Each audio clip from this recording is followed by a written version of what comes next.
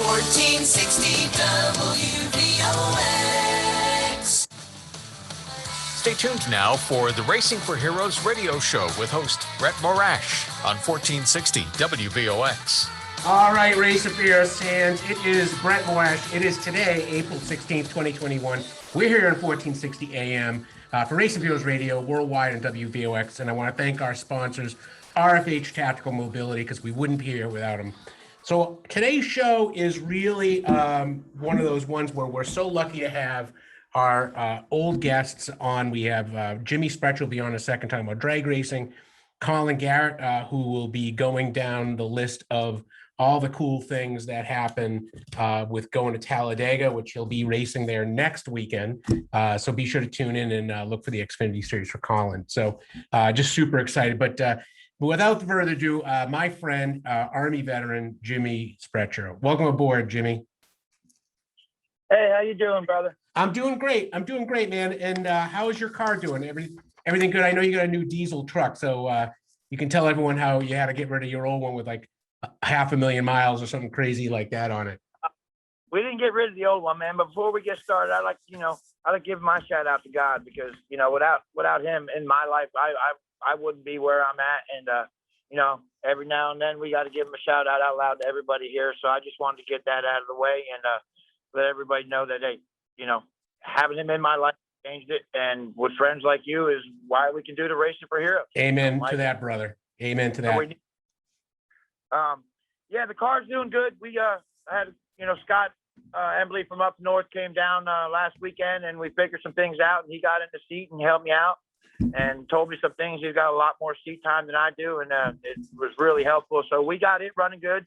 It's on, the batteries are on charge right now. We're getting ready to race this weekend at Virginia Motorsports Park, and we'll see what it does. Oh, when are you going to be at the track? Today or? Tomorrow and Sunday for their weekend points races. Gotcha. It's right outside of the Richmond, Virginia area, down in Dinwiddie, Virginia. It's a great facility, and anybody that's listening, come on out and check it out. And it's on Sunday, right? And I think that's how. Yes. That was for you, Jimmy. That was for you. Yeah. So I remember growing up in New Jersey at Englishtown, Raceway Park in Englishtown. They used to have a guy like that on the radio. Oh yeah. Well, that's my backup job, is to be the announcer for Monster Truck Extravaganza or something like that. In fact, I was joking with the sound engineers before the show about that. But Jimmy, tell us, because today we want to talk about technical things, right? Because it really, at the end of the day, it doesn't matter how much horsepower you have. It's about how much power you can actually get to the track, right? Because you could spin your wheels and not go anywhere. Absolutely. And it doesn't even take you don't have to have an all-out race car to go out to these tracks. Your local track, you can take your daily drivers. Mm-hmm.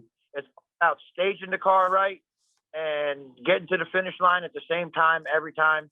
And bracket racing, there's two types. You got this heads-up racing that you see on TV, and the first one to the finish line, that's who wins. But bracket racing, we explained in the past, you put a number on your window, you think what your car is going to run, mm-hmm. and you get to know that by making some time shots before you get into the actual race. So I want to start by talking about how you prep the car.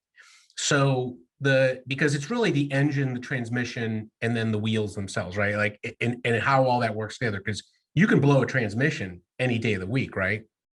Yeah, absolutely. And that's what we've been struggling with these last couple of weeks, is a transmission issue, but we got that fixed, and it's good to go now. So we're hoping to have a full weekend of racing with no problems.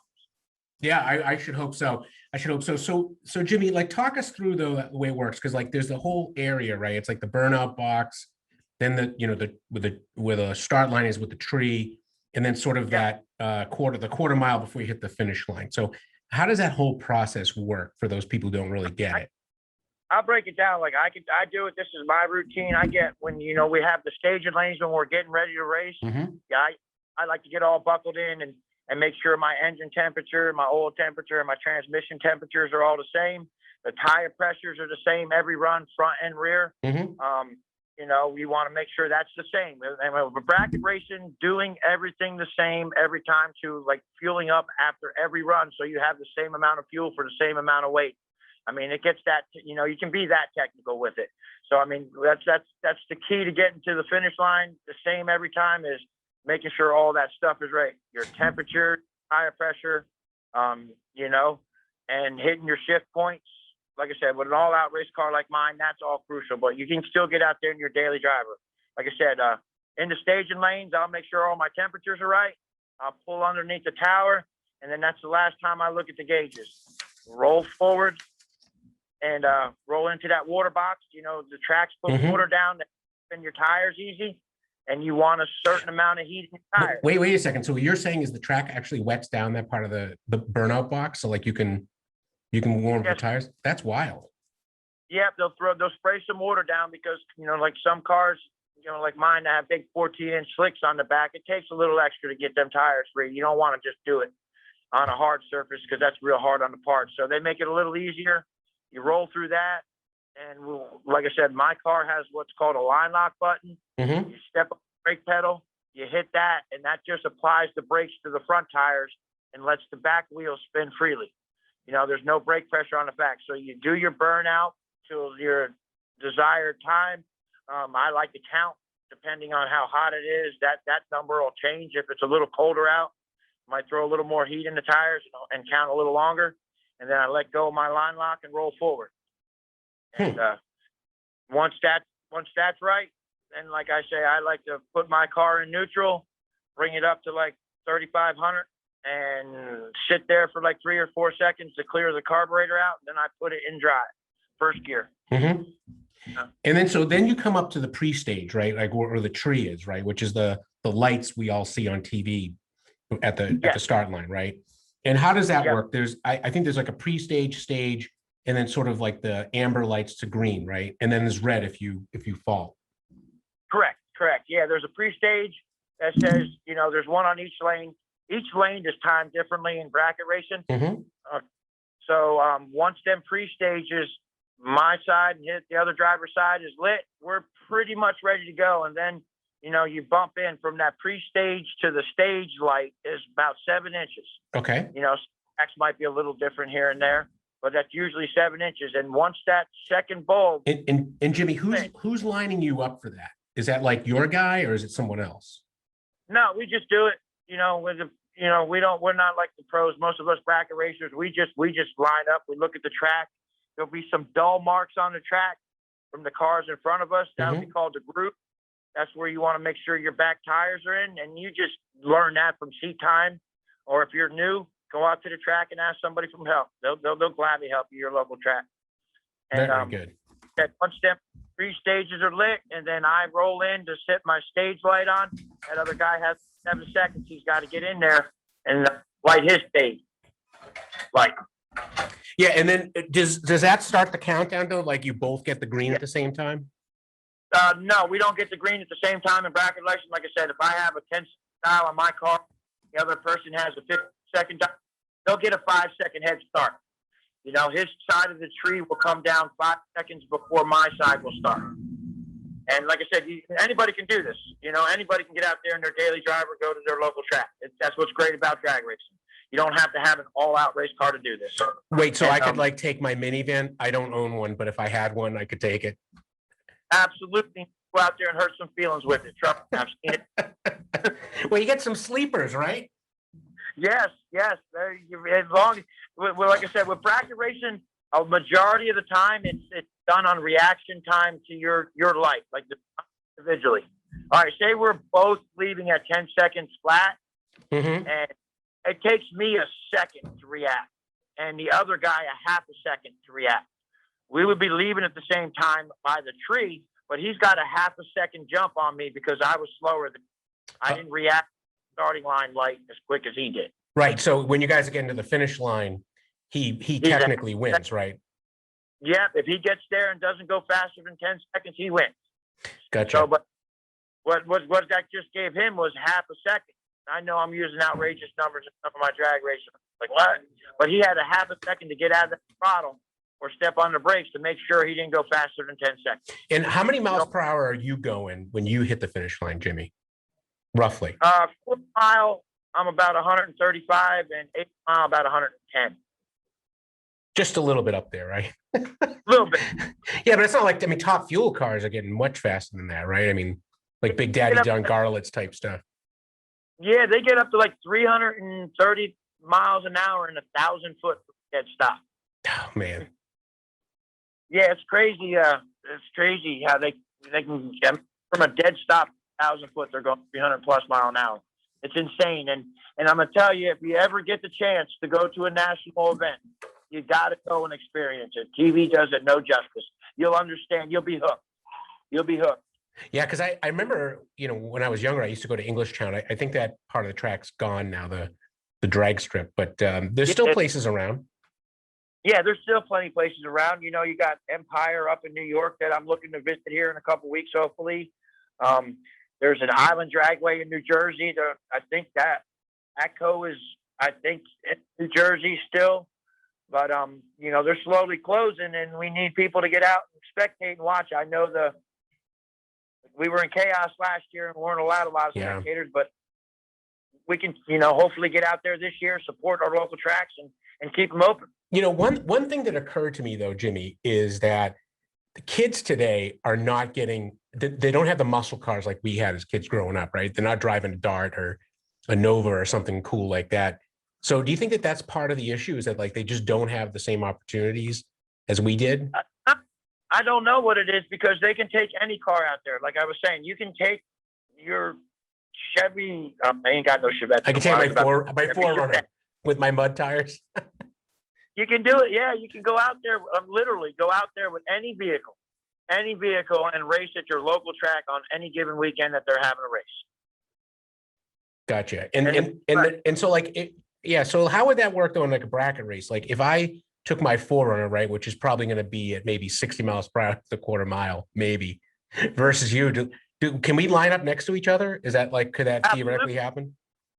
Absolutely. Well, you know, we could line up next year. Like I said, anybody can do this. You know, you'll come out there in the first round, we happen to line up against each other. You'll get that head start of what you think you're going to run, and I'm going to have to run it down. Colin. Hope I don't go too fast, or you get there before me and take the win line. Yeah, which would be wild, Jimmy. And I have every expectation I will always be looking at your rear bumper in any race we were up against. So for what it's worth. All right. So hopefully when the time comes, you'll be looking at it at the finish line. That'd be great. But right. And have you ever red lighted before? Has that ever happened to you, or you know, and how does that kind of work? I've red lit many a time, and that this year I've been fortunate enough to pass that curve.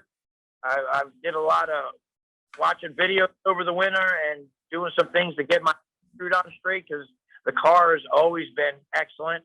It's just been the driver that's been stopping the win lights, and well, I've been real good this year. You know, like I said, I got some techniques that I learned over the winter, and I'm applying them. So I'm doing my part. Finally. And I think that's one nice thing. You know, I think we've talked about like our motorsports therapy kind of concept where, you know, even when you're getting prepared for the race and over the winter, you're watching videos and learning a little bit more and tweaking your car and getting it ready.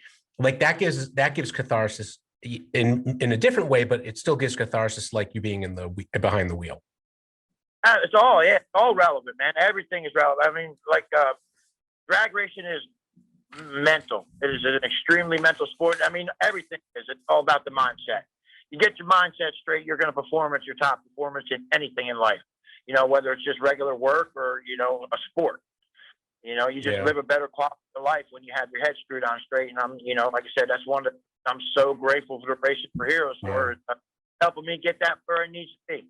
Well, and Jimmy, I'll see you in a few weeks down there, but in the meantime, though, that kind of ends our session. So thank you for being on, Jimmy, and we're going to be bringing on Colin here in a sec. All right. Thank you for having me, brother, and I'll be glad to call in anytime. All right. Well, I'll see you here on Facebook Live once you start texting again. So, all right, brother. All right. Without further ado, everyone, our next caller is our old friend, Colin Garrett, who will be driving the Sam Hunt Toyota at Talladega, the 26 car, I believe. And he is the brother of two U.S. Army officers. So, Colin, you online? Yep, you got me. And I think you're driving to Florida right now, right? I am. What are you driving in? What does Colin Garrett drive on the weekday? Well, Well, it's not a Toyota, but it's a Chevy Silverado 1500. There you go. That's a real truck. Yeah. Yeah. Yeah. So I don't know how much you caught of Jimmy, but as I like to say, it's all about how much power you can get from that engine to the wheels in the back and onto the ground. That really matters. Oh yeah. It's got a 6.2 in it, so it's got 455 horsepower. Oh, that's a lot. That's a lot. Actually, I was believe it or not, so my 4Runner, I'm actually considering getting a supercharger for it. But I got to talk to Jimmy before I do that. But my kids have been giving me a hard time that like my wife has a Land Cruiser, a 13, and it's got like 400 horsepower. So like when you put the hammer down on that, like it takes off. And then my car kind of thinks about it for a second, then, kind of spins up. So I think I might be better off with some more power. Yeah, exactly. So, all right. So tell us about Talladega. Is that the fastest track out there? Yeah, I mean, it's all relative. Talladega is obviously probably the fastest overall. I mean, you're going a constant speed for the entire race rather than, having to slow down in the corner. So, because it's high banks. Bumper to bumper with 39 other cars. So, gotcha. And is there any more Sam Hunt racing? So, like you might have some teammates that you're able to draft on and that sort of thing. No, we're a one-car team right now. So, but I'll have my Toyota teammates out there with all the JGR cars. We'll all be linked up, I'm sure, at some point. So, yeah, I think that's basically the only kind of team thing we got going on there. And, in the last few laps, that doesn't really exist. So. Oh, I gotcha. Yeah, for sure. Because I mean, I know that track, really is like one big pile of cars going around at the same time. And how do you think your car is going to do this time? What are you shooting for? Like top 10, next 10, or what's your goal this go around? Well, hopefully not wreck, because those races are all about not wrecking. You're kind of at the mercy of everyone else. So it's hopefully just not wreck and see where you end up at the end. So. Gotcha. And what is the car going to look like this go around? We're going to have the new TRD Lunar Rock color, and then it's also going to have RFH tactical mobility on the side, along with the 1111 project on the hood. Oh, okay, that's great. Oh, so you're doing the 1111 project on the hood? That's going to be awesome. Yep. And we actually talked about that. I think the last time we interviewed you, that's really an opportunity for you to help do fundraising and programs like that, right? Yeah, it's our own little deal. So it'll be a cool program. It's just getting started. So hopefully we'll be able to have it more out there here in the coming months. And is there a website that people can go to kind of learn a little more? Yeah, I believe it's ouramericandreamteam.com. I don't think it has its own website currently. So I think just ouramericandreamteam.com will be the best place. Well, and I think that talking about American Dream Team or our American Dream Team, right, really that's because you are crowdfunded, right, which is kind of unique. Yeah, we try to do as much as we can crowdfunding wise. It's obviously hard to do all of it through crowdfunding, but we believe it's a good thing to, keep fans involved and in the sport. And, I believe that when they're giving money to a driver and helping them get to the track, it kind of makes them believe that they're a part of the team, and kind of brings that connection that I feel like has been lost throughout the last generation or so. Yeah, for sure. In NASCAR. Well, and as you know, I mean, even sponsoring teams like RFH Tactical Mobility, which is our chair of our board's company, Mike Evok, they're out there looking to do great works too, and they have the training facility down in Alton where they're able to train everything from folks in the special operations community to federal marshals and kind of local law enforcement. So kind of an all services kind of thing. Yeah, I'm really looking forward to having them on the car. I know they really stay busy, so hopefully they'll be able to come down and see it in live action, and it'll be really cool. So yeah, I don't know. I have to talk to Mike and Darren and those guys. I wasn't sure if they were going down for Talladega, but and when does all that start this week? Like for testing the cars and all that for you? So now with the new schedule due to COVID and all that, it'll be, I think we'll fly down on Friday and then the race is just Saturday. Now with COVID, there's no practice or qualifying except for 8 races throughout the season. So oh, wow. It'll be a very condensed weekend, and we're pretty much just going green straight up. There will be no practice or anything. So Yeah, because guys, what you got? Still the first caution. but where did are you car number 43, or where are you in the pack right now, or do we not know yet? I don't know where we're starting. I think it's normally based on your last finish, but I didn't race last, so it'll be off my teammate's last finish. But then there's driver change, so that's knocked you like 10 spots. So I think I'll end up like 28th, 30th, something like that. All right, so, that's not too bad. That's not too bad, because you had that one race last year that you finished. I think it was 14th, right? Yeah, and that was starting in the rear down in 40th. So, I think being up there will definitely help. But also, at Super Speedways, like I said, it doesn't really matter where you start; it's where you finish and avoiding wreck. So, but see, Colin, it's all about. If you started at 42 last time and made it up to 14, if you start at 30 this time, you'll make it up to 2 or 1. See, that's like race car math, right? Exactly. All right. Oh, I'm just kidding. Well, listen, I think that's amazing. And, I'm looking forward to seeing that this coming weekend, not tomorrow. And so just quick change of gears. How are your brothers doing? They're doing well? I know that they're still on active duty. One's Intel and one's Apache pilot last time I talked. Yeah, they're doing good. I'm actually going to see him this weekend. It'll be pretty cool. My brother Brian, he actually gets deployed to Kuwait here in a few weeks, so he's prepping for that currently. Okay. And my other brother, I believe he deploys to Eastern Europe with his Apache unit towards the latter end of the year. So he's also preparing for that. So yeah, because I think they're pushing Apache squadrons into Poland. Is kind of my last thing I heard was sort of like the way they've been doing business. Yeah, they're things have been kind of heating it up over there, so he's kind of been eyeing on that. But it's just hopefully everything will be resolved by then, or there won't be anything going on. Well, listen, the only thing cooler than driving a NASCAR, I think, is flying an Apache. So Oh yeah. Especially the new ones. I teach actually at Norwich University, and some of my students are active duty, and they're Apache maintainers down at Fort Hood, which I think is where your brother is currently stationed, right? Yeah, he's down in Fort Hood.